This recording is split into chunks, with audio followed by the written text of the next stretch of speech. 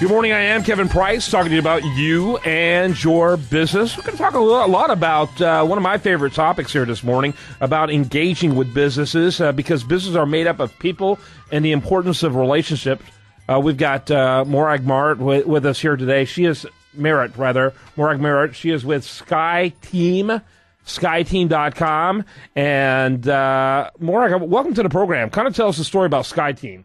Well, it's interesting. SkyTeam was born out of the challenges I saw many businesses experience. I actually spent 15 years in commercial finance back in England and was working with local and international companies on their growth strategy. Lots of spreadsheets, lots of profit and loss accounts, lots of ratios.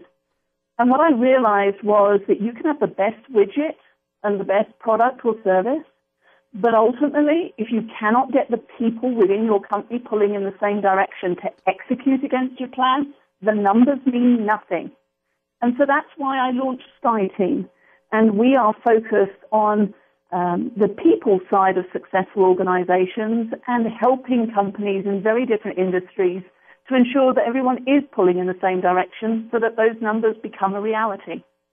Well, where are you out of the UK, by the way? I come from a small town called Colchester, which is on the East Coast. On the East Coast. My mom's side of the family is from Lancashire. And so I spent many summers in Lancashire as a young man. It was a lot of fun, a lot of summers. It was really a great experience.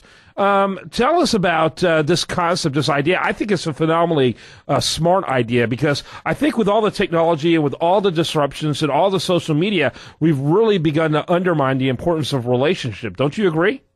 I do agree. And it's interesting. Technology may have allowed us to automate our Rolodex from the olden days, but quantity does not mean quality. And in my book, Cultivate, the Power of Winning Relationships, I cite some recent research where people talk about having hundreds of Facebook friends or LinkedIn accounts, but when it comes to an emergency, when they need help, when you're at your point of vulnerability, they then admit that there is nobody that they feel able to call on. So it's a frightening situation to be, especially in a work environment. When you need help, who are you going to ask? Yeah, absolutely. So compared to standard model for the way this is dealt with today and how your model makes things different? Well, I'm not sure that there is a model out there other than I know within my client organizations and my time within corporate, companies will spend hours focusing on the numbers and what needs to be achieved, how many new customers, how many dollars need to be earned. Very few spend a similar amount of time focusing on how you and I are going to work together to deliver that plan. Yeah. I do a lot of work in IT and engineering, so stereotypically not industries necessarily that focus on the people side. Maybe a misperception that it's soft and fluffy. But think about, Kevin, your show couldn't happen without others. I know my business wouldn't be successful without others. The world of work is a team sport. And that's why I created a language and a framework, a process by which we take the soft and fluffy and make it tangible and deliver real results individually and for the business as a whole.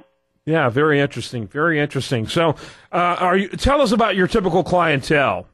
Well, it varies. We're working with technology startups, so small businesses with 15 to 50 employees that are looking to create a deliberate culture. And, a lot in the technology industry, you get a lot of egos in the room. So it's how do you get those egos aligned and collaborating? Yeah. And then at the other end of the scale, we're working in mining, we're working in publishing. And essentially the book is for you, it's for me. It's for any of your listeners who's ever been blindsided by a colleague's words or actions, or finding themselves stuck with the infighting and the politics that's happening within their company that's preventing them from achieving their business or professional goals. Yeah, absolutely. And that's a very common problem today. And, people talk a lot about culture, but this is a pretty powerful way of profoundly changing culture, don't you think? It is, and it's interesting because what I'm trying to do here is get past initial reactions of, well, they're a jerk, or, of course that team are not going to deliver. And we tend to write negative stories. We assume the worst when people let us down. And if you've ever sat in a meeting drumming your fingers or gnashing your teeth with indignation about how dare they, or maybe your listeners have gone home at the end of a long day and said, you won't believe what happened at work today. Well, when you think about it, most of the failures that happen and most of the things that frustrate us are to the interpersonal side, the how we work together. And the reason that they fail is because we never sat down and had a conversation about the rules of engagement and how we were going to work together. And that's what makes my book and the model different. What is the size of the companies that you work with, kind of the range? What is your sweet spot in particular? The sweet spot is teams and organizations who are struggling with the people side. I would love to have a little box that describes our ideal client, but it literally is Fortune 100 down to start or through to start-up organizations. It varies. And our ideal client is one who's prepared to invest the time focusing on the people strategy and not just paying lip service to it. Yeah, absolutely. And how, in terms of size range, what is the size range of the companies you work with? Obviously, as few as a solopreneur who's about to make his first hire who buys your book, but how big are the companies you work with? The largest has 40,000 employees. Yeah.